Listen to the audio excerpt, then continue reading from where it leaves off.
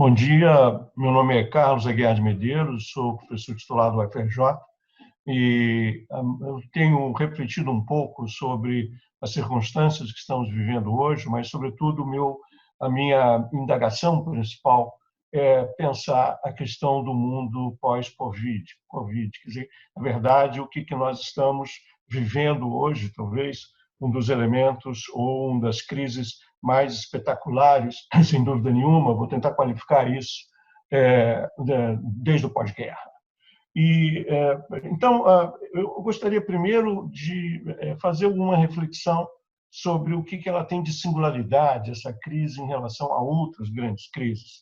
E, sobretudo, até que ponto as transformações que estão em curso aqui irão resultar numa mudança na forma de organização das instituições do chamado capitalismo global, do neoliberalismo em geral. Primeiro, eu chamaria a atenção, talvez, porque está muito na literatura, uma comparação entre essa grande crise que estamos vivendo agora e a última grande crise, que foi 2008, 2009.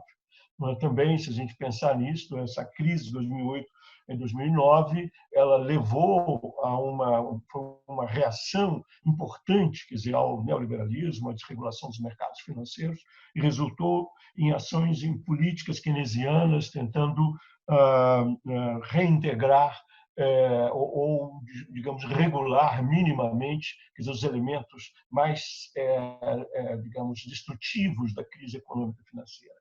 Entretanto, muito rapidamente, logo o status quo do capitalismo neoliberal retornou, digamos, a ideia de uma globalização mais ampla, com reformas globais tuteladas por organizações multilaterais, a integração financeira, cadeias globais de valor, etc., etc.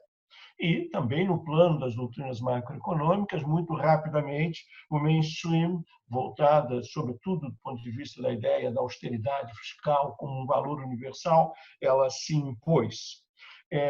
Essa circunstância ela foi sendo sacudida, e um dos elementos mais importantes que ocorre logo depois da crise de 2008 e 2009 foi a resposta chinesa, a própria ascensão da China, que desenvolve aí um programa muito exitoso de investimento em infraestrutura, em alta tecnologia, e, ao mesmo tempo, então, isso levou a uma reação e a um posicionamento do Donald Trump em 2016, com a sua política nacionalista, a ideia do American First, a ideia de uma reiteração do protecionismo e do nacionalismo, e digamos, esse movimento levou também, quer dizer, no país da Europa e alguns países periféricos também, a retomada do nacionalismo e do protecionismo. Então, uma das questões mais interessantes da gente pensar agora seria como que as transformações que estão acontecendo agora, em que sentido elas trarão uma novidade em relação ao passado. Primeiro, eu chamaria a atenção que há, de fato, quer dizer, um elemento novo pela própria intensidade da crise, né? No último relatório do Fundo Monetário Internacional, quer dizer, eles se referem estritamente de que esse grande fechamento que aconteceu na economia mundial, por sua magnitude e velocidade, é algo inteiramente novo em termos das nossas histórias de vida. Quer dizer, então, isso do Fundo Monetário Internacional, que foi criado em 1944, essa é a crise, digamos, mais profunda. E ela tem uma peculiaridade, porque ela afeta não apenas a demanda final, como ela afeta também toda a cadeia de supridores e afetando, portanto, os fluxos de comércio numa dimensão que até então é inteiramente inédita. E essa crise, embora seja geral, ela é particularmente intensiva naquelas atividades cuja produção e cujo consumo se dão de forma coletiva e de maneira intensa. E estou me referindo a essas atividades que na área de serviços e que explicam a grande parte, digamos, do emprego na economia global, quer dizer, em atividades de toda a natureza.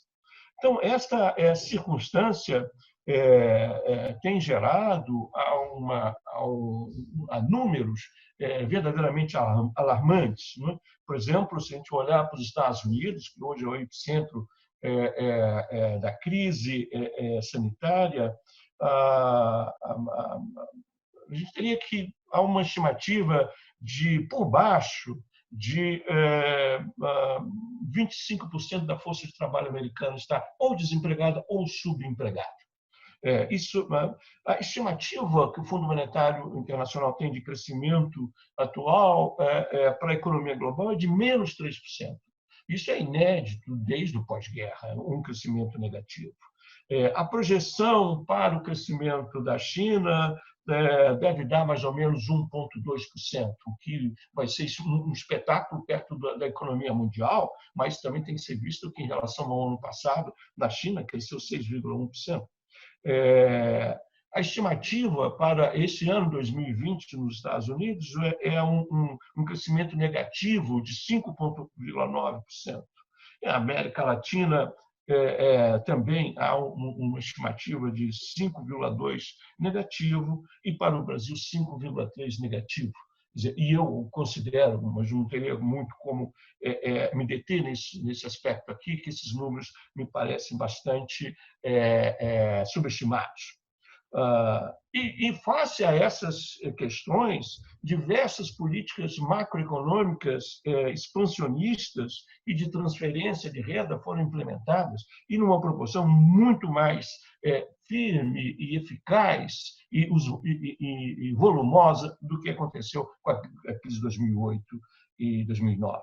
Eu acho que aqui também tem que ser entendido que essas políticas, digamos, fiscais, expansionistas, sem qualquer consideração sobre o financiamento da dívida pública, ela se dá, digamos, elas não constituem exatamente aí, quer dizer, um estímulo clássico à demanda, porque a demanda precisa ser, de alguma maneira, a oferta não pode acompanhar agora, tendo em vista as características do próprio fechamento da economia mundial, mas apenas são políticas compensatórias visando a sobrevivência das pessoas e das empresas mais fragilizadas.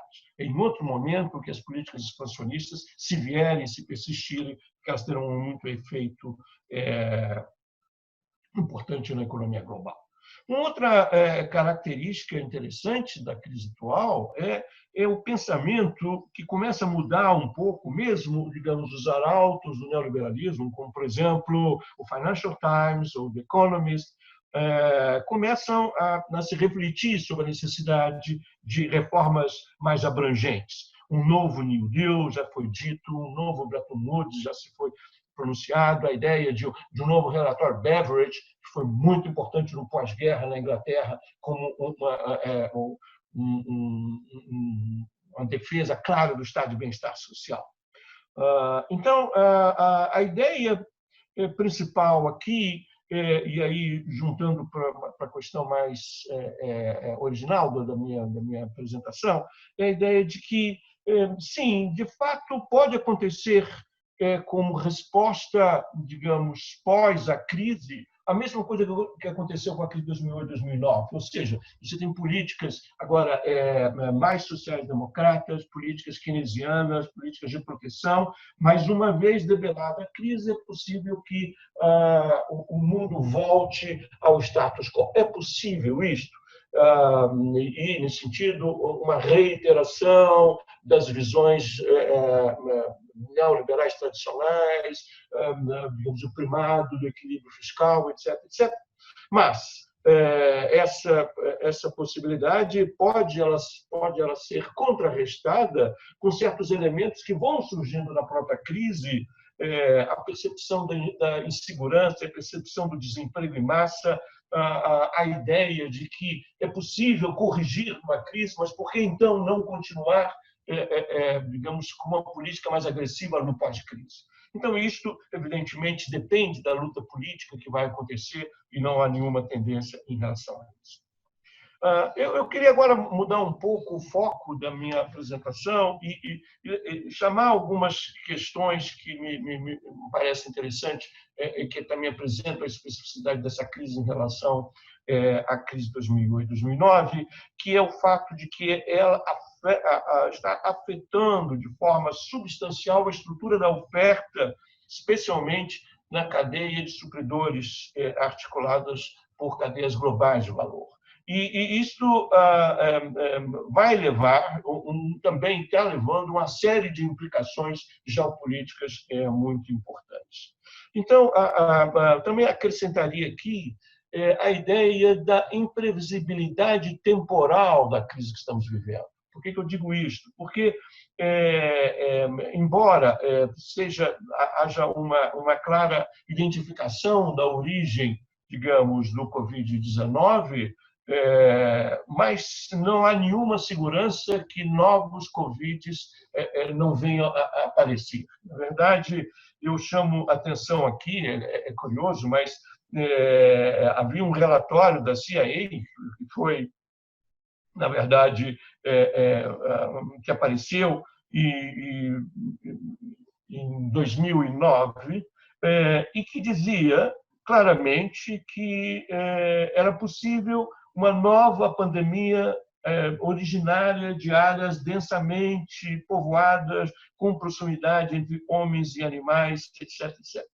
E isso estava já, certamente, no horizonte. Na verdade, veja que aquele H1N1 é de 2009, houve um surto de pólio e ebola em 2014, houve a Zika em 2016, o ebola em 2019 e agora o Covid em 2020.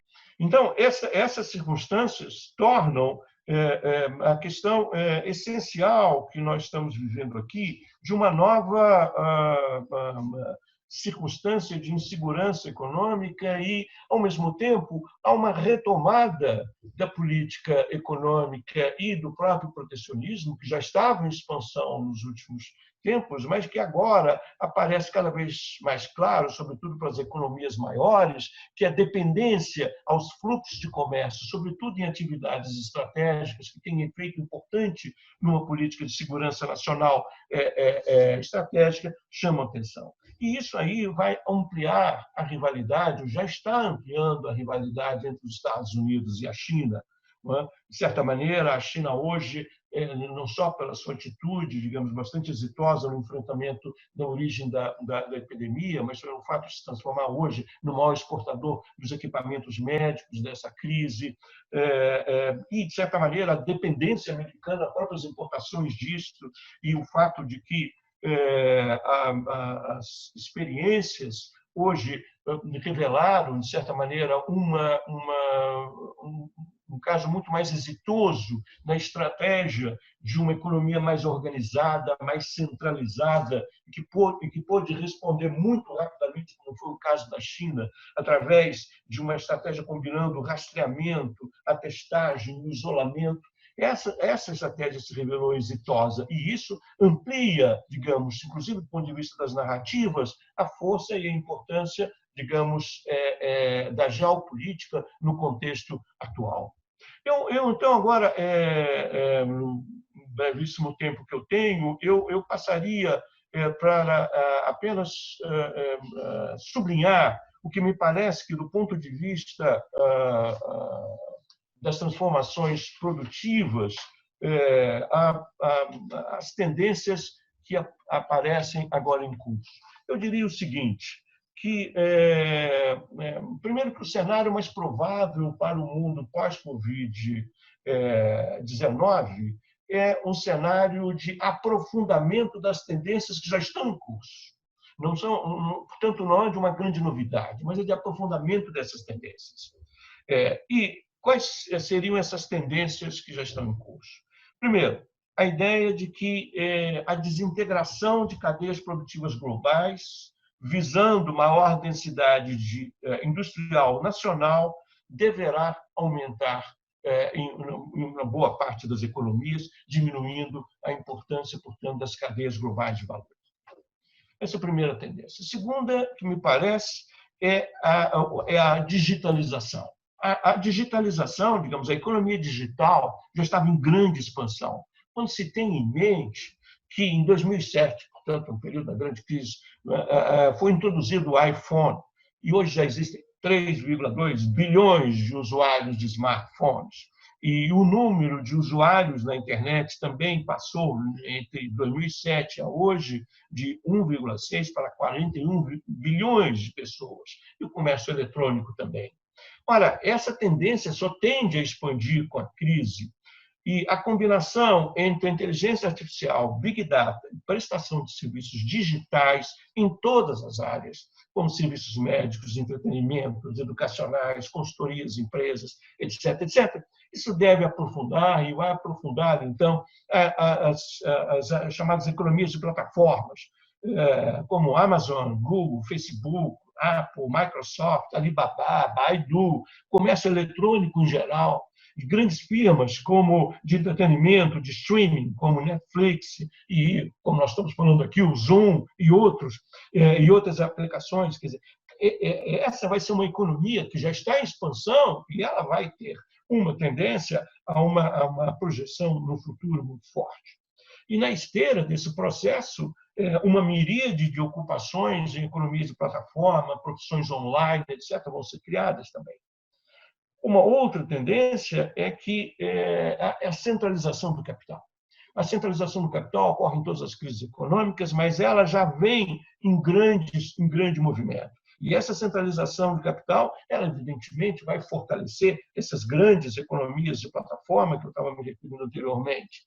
Só para você ter uma ideia, hoje os anunciantes do Facebook podem atingir 2 bilhões de pessoas, o que corresponde mais ou menos a 1/3 da população adulta mundial. Você imagina o próprio crescimento do Facebook e dos vendedores de aplicativos para o Facebook, etc., etc.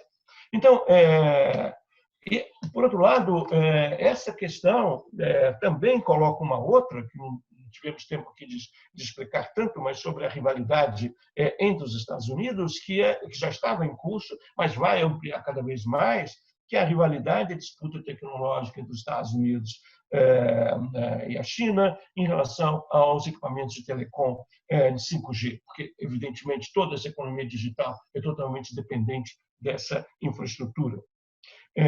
Por outro lado, como um dos elementos importantes, a restrição do deslocamento das pessoas entre fronteiras, deverão aumentar, principalmente a chamada vigilância massiva e controle das populações através de inteligência artificial.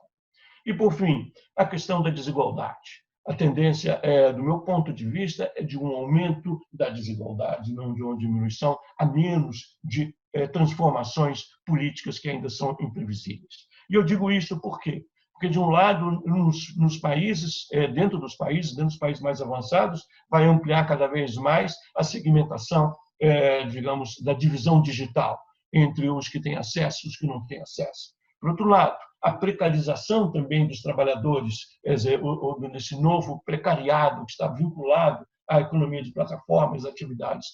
Isso também significa um decréscimo da participação dos trabalhadores na renda nacional. Isso de um lado. E de outro, em termos do ponto de vista dos países, vai ser uma grande diferença entre aqueles países que, de alguma maneira, vão encontrar as condições, sejam macroeconômicas, para sustentar políticas de transferência de renda e de emprego e, do ponto de vista tecnológico, aproveitar da economia digital, e aqueles outros que estarão mais preocupados em voltar a fazer uma política de disciplina fiscal tradicional, convencional, etc., e, ao mesmo tempo, não tem base tecnológica para aproveitar nas condições da economia digital. Então, essas são as transformações que me parecem relevantes e eu agradeço aqui o tempo da minha fala. Muito obrigado.